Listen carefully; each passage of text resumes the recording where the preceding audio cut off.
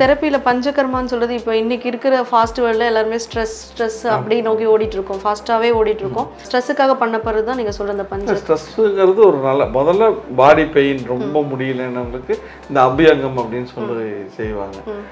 அப்புறம் நிறைய அதில் வந்து இந்த ட்ராப்பாக ஆயில் ஊற்றுற ஒரு சிரோதரா அந்த மாதிரி தலைக்கு வந்து பெயின் மைக்ரைனுக்கான சிகிச்சைகள் இருக்குது.